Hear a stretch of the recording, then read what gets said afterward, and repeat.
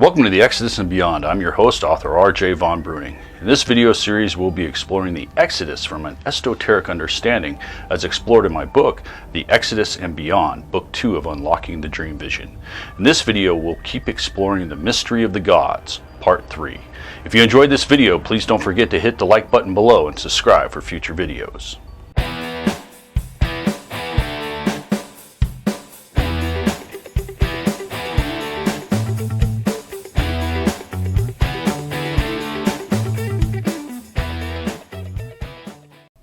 This series presents information based in part upon theory and conjecture of the system of esoteric symbolism. The purpose is to suggest some possible interpretation, but not necessarily the only one to the many mysteries we will explore. Welcome back. In this video, we'll pick up where we left off in the last one, and we'll begin putting the final pieces of the puzzle together and understand why the gods did what they did. Our starting point is the generation or two after the destruction of the first temple, when the entire political and economic or religious system of the gods, or Terrans, that they had established for humanity quickly began falling apart. Not only did it fall apart, but in the process it also disrupted the flow of food and resources that the Terrans, or gods, depended upon to feed their population and support their civilization. Given later events, it appears that the entire food supply network, or the food distribution system and the resources, more or less completely collapsed. Understanding this collapse allows us to understand one of the greatest mysteries of the dream vision of Enoch, and why the equally mysterious shepherds were sent upon their task of slaying those who had been marked and delivered upon them.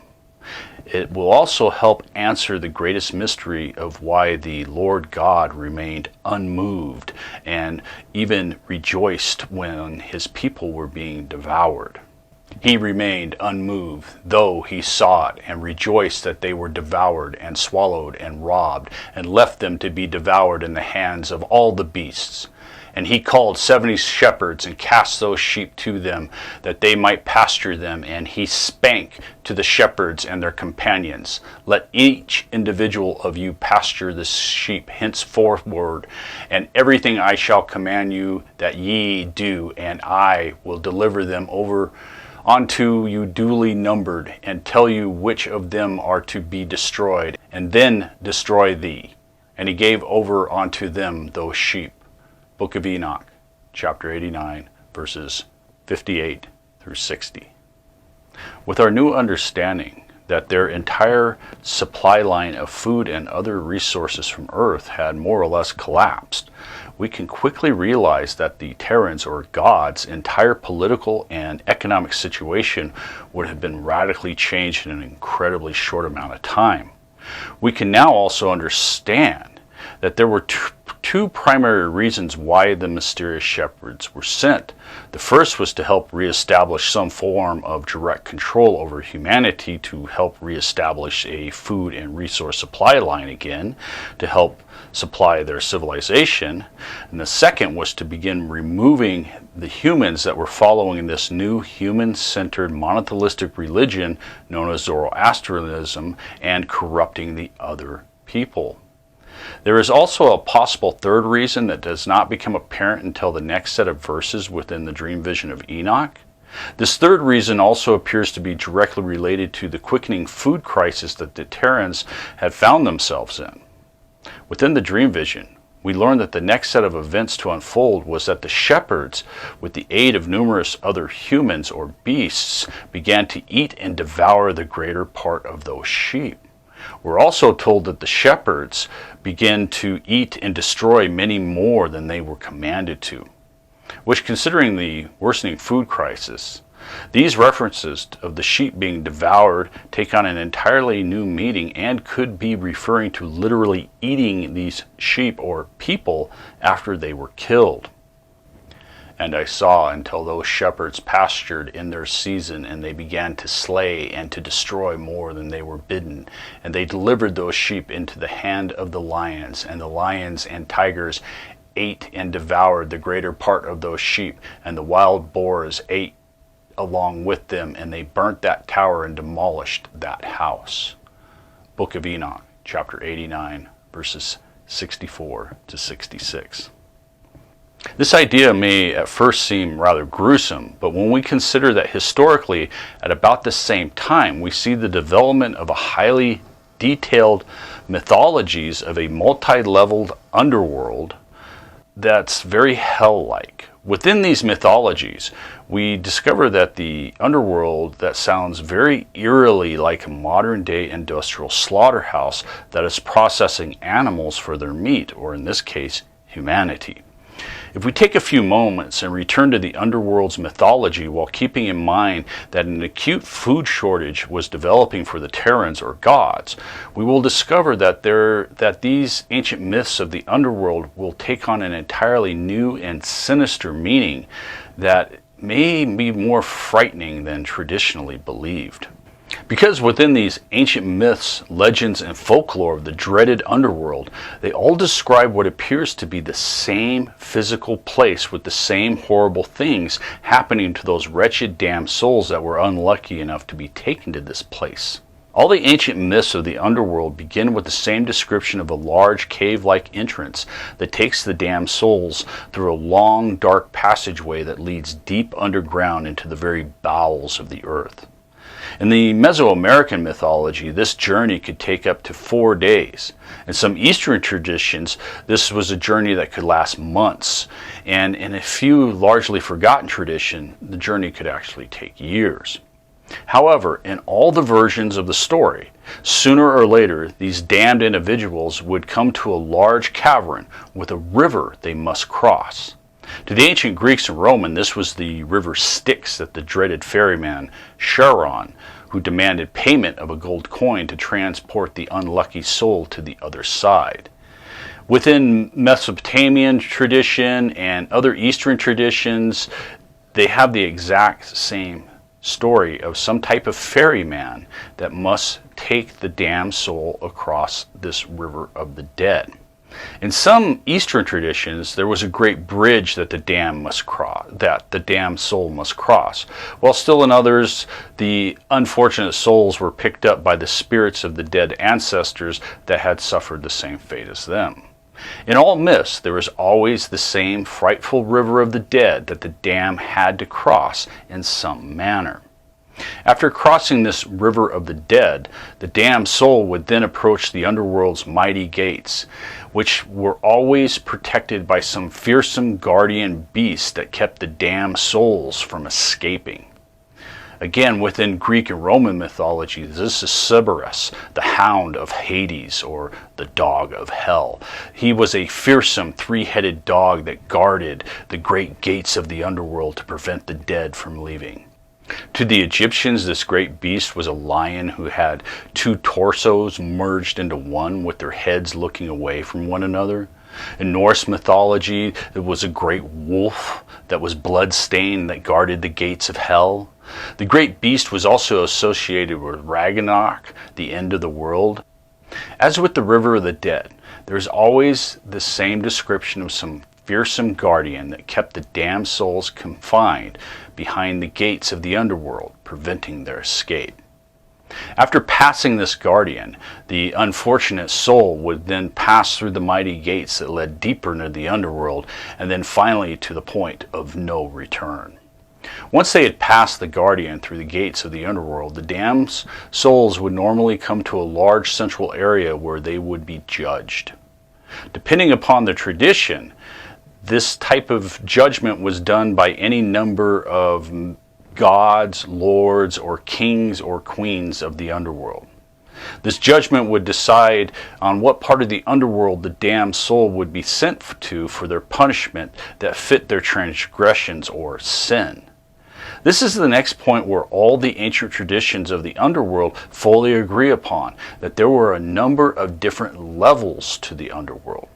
The 2 most common numbers that are put forward and that are remembered of this dreadful place is 7 or 9. However, there are several religious traditions and mythologies that put the number of levels being much higher or lower than those 2 numbers.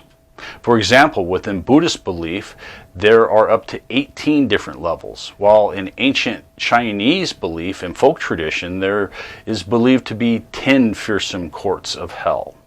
In Greek and Roman belief, they are usually believed to be only 3 or 4 levels to the underworld, but it was not uncommon for the Greeks or the Romans to believe that there were many more. All of these ancient ideas of the underworld are best preserved actually in Dante's vivid description of the inferno of hell in his famous masterpiece, The Divine Comedy. Although it is not an ancient text, with it being completed somewhere around 1320 AD, we do find within its pages what could possibly be the single best description of the ancient idea of a multi-level hell-like underworld. It also provides us with a small insight into the motivation behind the Divine Comedy and why the Catholic Church of the medieval age helped promote it. It was primarily done because the Catholic Church of medieval Europe was simply trying to Christianize this ancient traditional belief of the underworld as it spread across the lands of Europe. By understanding this, we can begin chipping away all the Christian symbolism and the Christianized thought from Dante's Inferno. Once we do that, we will find that we are left with a list of the most common ancient beliefs that was claimed to have occurred on each level of this great underworld.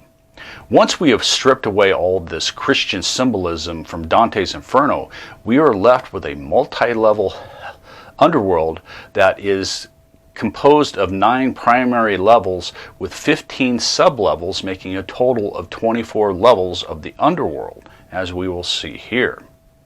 Level 1, limbo, darkness. Level 2, strong winds. Level 3, icy rain. Level 4, crushing weight. Level 5, drowning, water. Level 6, fire. Level 7, boiling, transformed into trees or hanging from thorny limbs. Level 8 consists of 10 separate sub-levels. Torture, excrement placed in tube-like holes with fire and heat, with the bodies distorted, torn to pieces with the claws of a great demon, and grappling hooks. Repetitive tasks, biting by reptiles that bind their hands. Pillars of flame, hacked and mutilated, disease, starvation.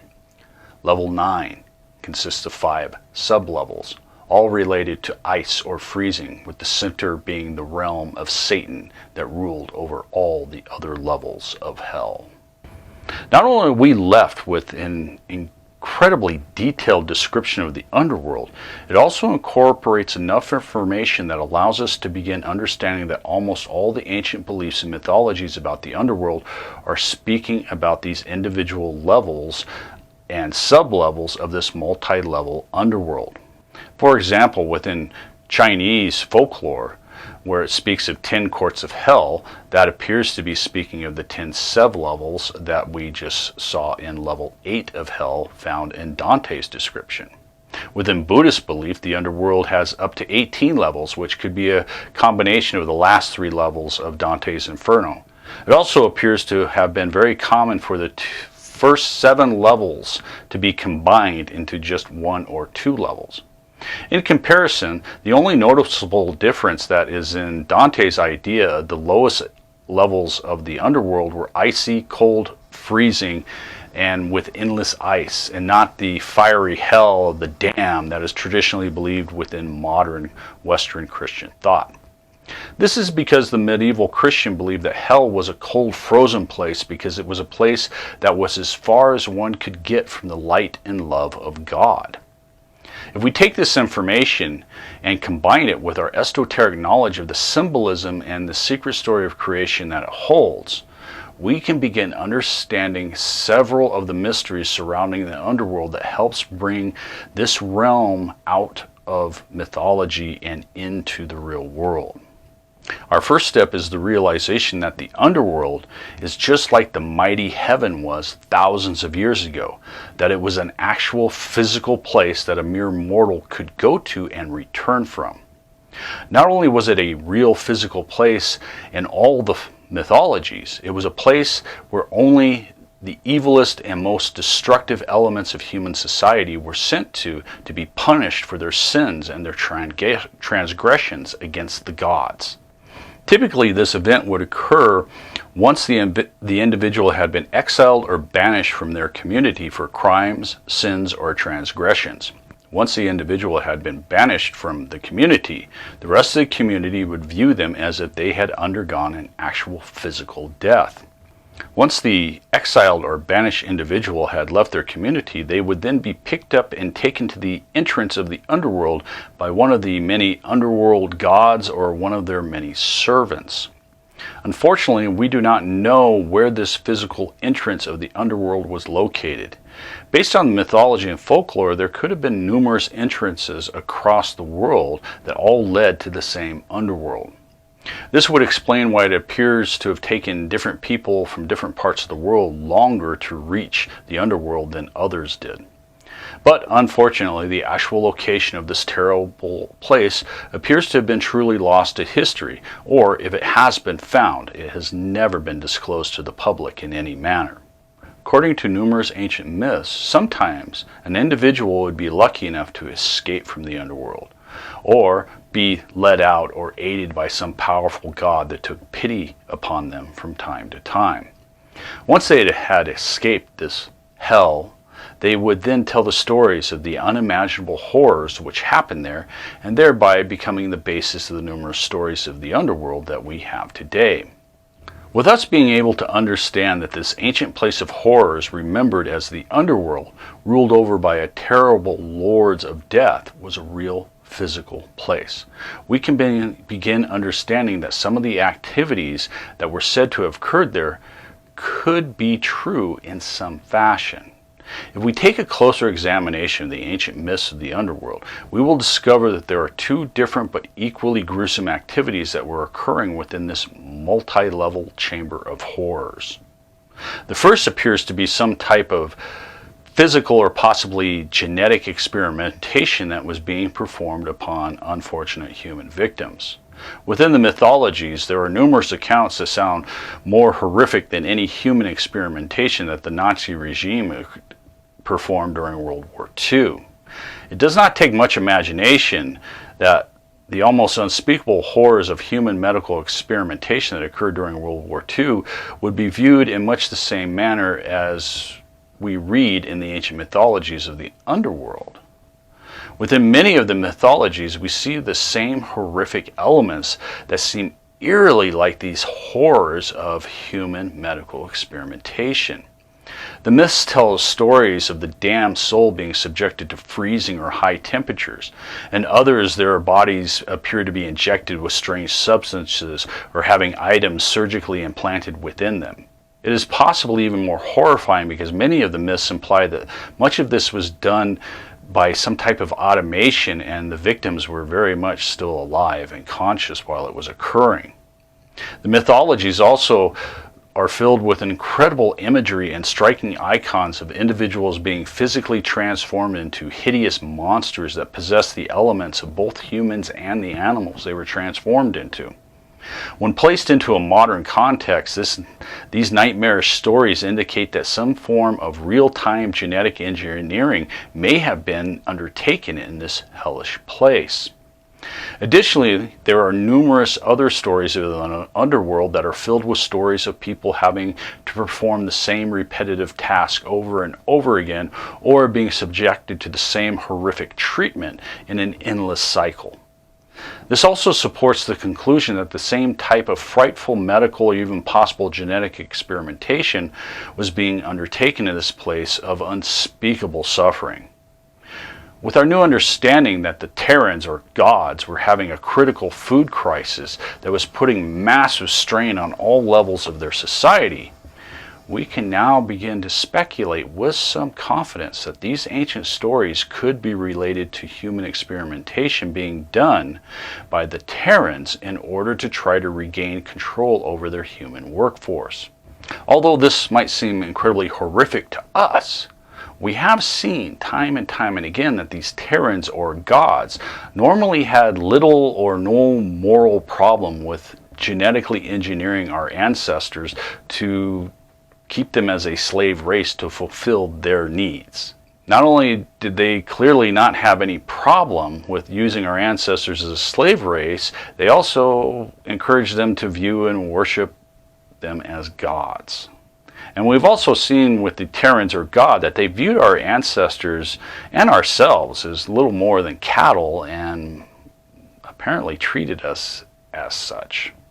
The other activity that is said to have occurred in this underworld could be even more gruesome than any medical or genetic experimentation that the Terrans or gods may have been performing on our ancient ancestors.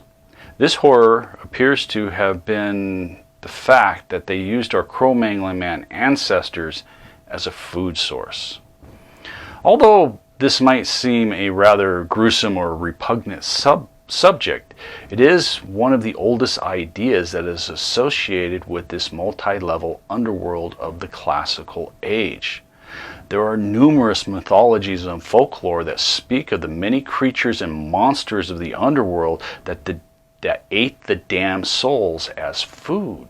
This idea that human beings were used as a food source to feed the many different dark lords, horrible creatures, and the evil monsters that were said to inhabit this underworld is found in every single mythology, culture, and religious tradition worldwide, including Christianity. If we look at these ancient mythologies of the underworld with this idea in mind, we can easily imagine how this terrible world of horrors seems much more like a modern-day automated slaughterhouse for processing animals. In all the myths, once the damned had gone beyond the gates of the underworld, they were judged in some manner by one or more of the various lords or kings of the dead. We can now realize that this judging of the individual may have been a type of selection process that selected or assigned each individual for slaughter, much like we do with livestock today. Soon after the selection process, this poor individual would then be sent to a certain level of the underworld to be prepared for slaughter and processing into food for shipment. By realizing that these poor souls may have been used as a food source, we can understand that the descriptions of the multi-level underworld given by Dante is actually a step-by-step process outlining the requirements to prepare an animal corpse for food. Once the individual had been killed within the mythologies, their bodies would then be skinned, gutted, and hung to bleed them out. Once the corpse has been bled out, they would then place the corpse into a cold environment to preserve it until it was needed for processing. Once it was needed, the corpse would then be removed for processing. The corpse would be butchered, possibly cooked, or then preserved in some other manner, packaged, and then frozen for long-term storage and or shipment. Additionally, many of the myths also talk about how the numerous inhabitants of the underworld ate them. Finally, any of the biological waste or unused body parts from either the food production or medical experimentation would need to be disposed of, which according to the myths, this unused biological material was then burned in a massive furnace-like structure. Although this type of scenario may sound rather gruesome, but when we combine these mythologies of the underworld with our esoteric knowledge that a critical food crisis was underway, we can easily begin to understand that the Terran civilization must have been under an incredible amount of social, political, and economic stress that could have been tearing the civilization apart by the seams. If we also consider the additional factors that there was a political faction of Terrans on Earth that opposed this exploitation of humans as slaves and also as a food source, we can easily understand how the entire political situation quickly could have gotten out of hand once this food situation became so critical that the Terrans began using our ancient ancestors, who viewed them little more as animals, as a food source. Based upon our history and our first-hand experience, we know that once governments begin having trouble supplying enough food for its people, it does not take much time until it reaches a point where the entire situation begins to take on a political, economic, and social life of its own. We also know that such a situation can quickly spiral out of control for all the parties involved. We also know that once this type of situation begins to unfold, it can quickly lead to complete and total war.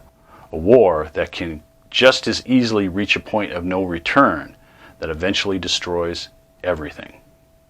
In this incredibly sad case, we know that the point of no return was when the Terrans on Earth, with the help of a small group of humans, attacked the mighty heaven, thereby damaging it beyond repair and dooming it and their entire civilization to certain destruction. We can also realize that the reason this was done was in the hope of trying to stop our ancestors being used as a food source in the first place.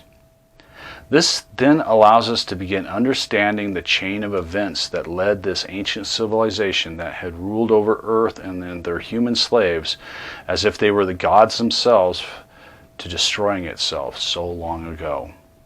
It also allows us to begin placing all of these events into the proper order, thereby providing us with our first look at our forgotten history. As we know from our journey into the esoteric knowledge, our story begins when the gods, or Terrans, first created the first men, or Neanderthal, which based on new finds appears that Neanderthal may have appeared closer to 300,000 years ago instead of the original 225,000 years ago, which has been the accepted time period for quite some time.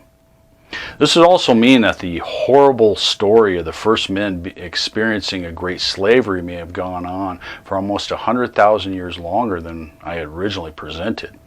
The next major event to occur was the legendary fall of the Watchers and the freedom of the first men, which we estimated to have occurred around 155,000 BC, plus or minus 10,000 years. We also explored the evidence of the tremendous genetic reset that occurred somewhere between 100 to 200,000 years ago, where 90% of all the animal life on Earth, including humans, was genetically reset back to zero.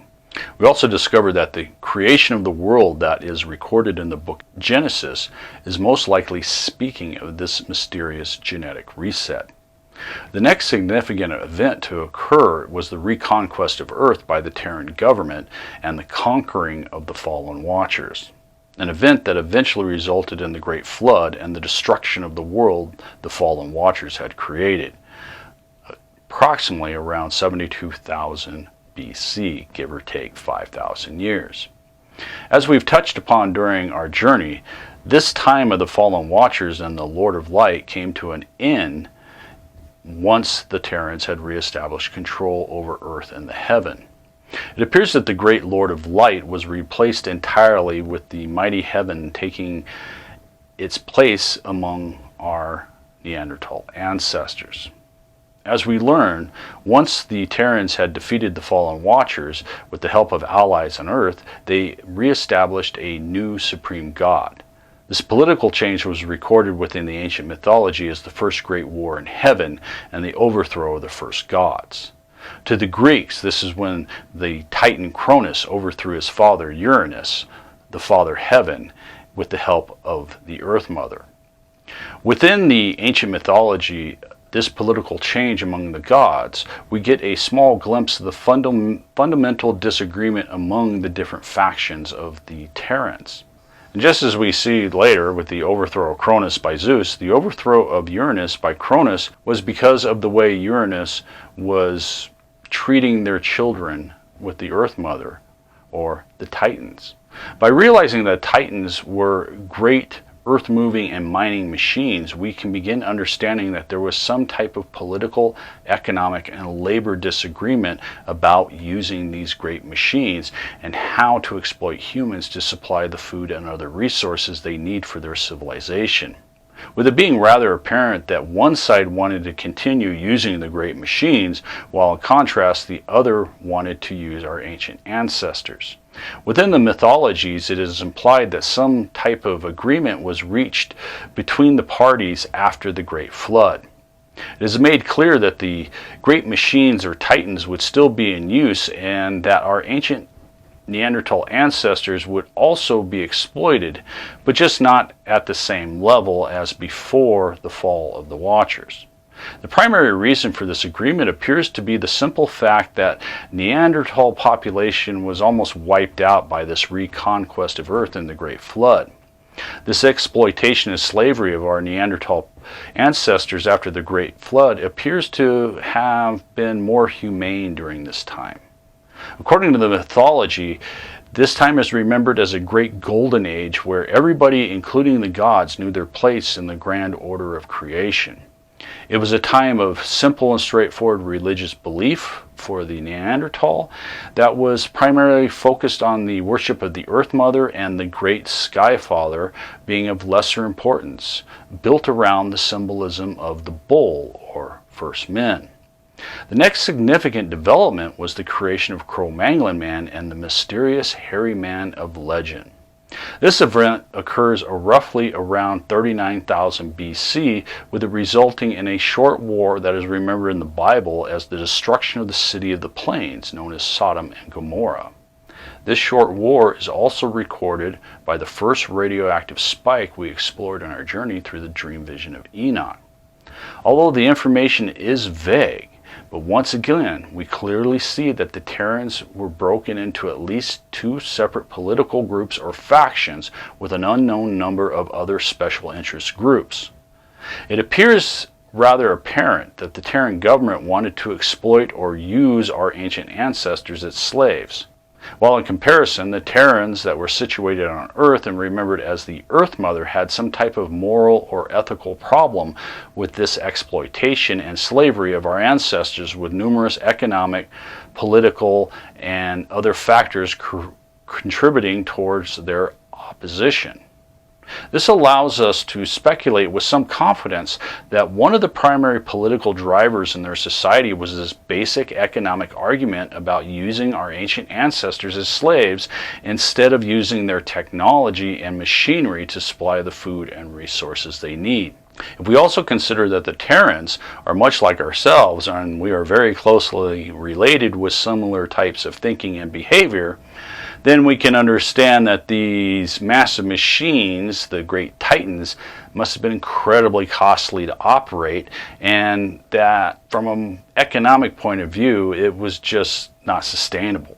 While at the same time, simple humans who were viewed as little more than animals, and who were also a product of their genetic engineering, must have been seen as an incredibly cheap, low maintenance, and easy way to control and exploit a resource, which, given the overwhelming need to supply food and resources for their entire civilization, it was, to put it bluntly, a no-brainer for them. It was simple economics with the added plus that they viewed us as nothing more than stupid animals that could be used as they needed or wanted. The coming of Cro-Magnon men and the general replacement of Neanderthal appears to have been part of this initial transition. One of the more remarkable changes that occurred during this transition period for our Cro-Magnon man ancestors was the coming of what we call the Bronze Age. Amazingly, although our Cro-Magnon man ancestors were starting to use metal on a large scale precisely at this point in time. What's amazing is also at this time we see the gods of the forge, commonly known as the smith's gods and traditionally associated with metalworking, do not appear until after the Exodus and this new pantheon gods that it brought to the world. Although this might seem strange at first, it does give us a unique insight that shows us that human society changed little with the coming of Cro-Magnon man, with the great change not occurring until thousands of years later, until the Great War of the Gods and the Great Exodus out of Egypt, approximately around 32,000 BC. It also shows us that it was around this time that the Terrans began requiring our ancestors to supply metal to them, thereby completely replacing the need of the great machines.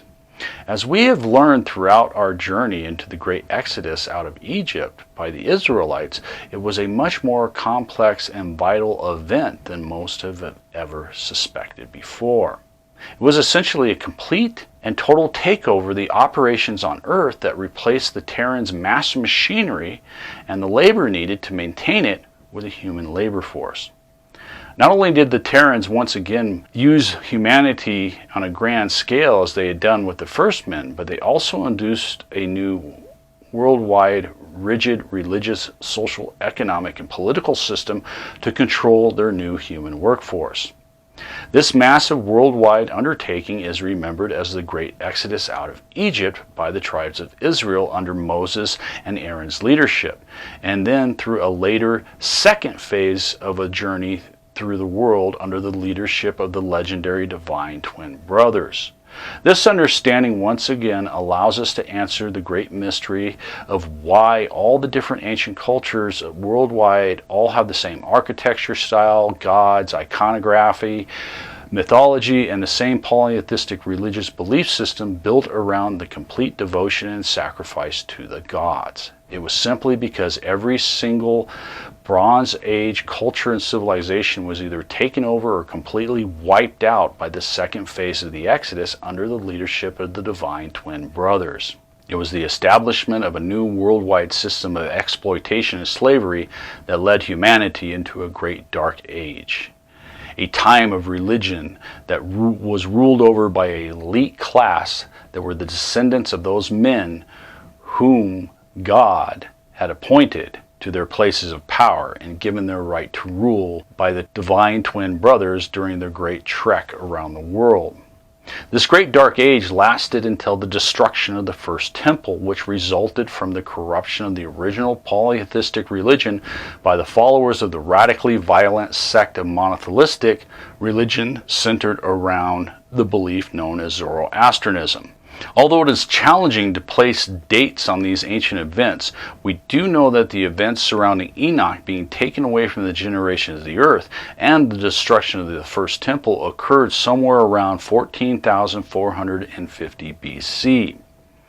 With this date in hand, and our esoteric knowledge that the Great Exodus out of Egypt began around 32,000 BC, with it taking approximately 5,600 years to fully complete and establish this new system of control over humanity, we can realize that this great dark age of religion and slavery to the gods may have lasted approximately 11,985 years, give or take 1,000 years. At some point during this great dark age, a new human-centered monotheistic belief arose, Zoroastrianism, a religion and way of thinking that began to challenge the system imposed upon humanity by the gods. As we've discovered, as this new religion began to spread and take hold, it eventually led to the destruction of the first temple, which in turn collapsed the entire food and resource system that the Terrans had built and become dependent upon to support their civilization. As this system fell apart, it led to incredible social, political, and economic chaos that ultimately led to war that in the end completely destroyed their civilization and everything that they had built. With this new esoteric knowledge, we have an almost complete picture of what occurred all those thousands of years ago that ultimately led to the destruction of not only of their civilization here on Earth, but also on Mars. In our next video, we will begin our last leg into the last mysteries, into the secret history of creation, and answer one of the most enduring mysteries of the ancient world and how the Terrans ruled their human subjects during this largely forgotten dark age of humanity. If you enjoyed this video, please hit the like button below and subscribe for future videos.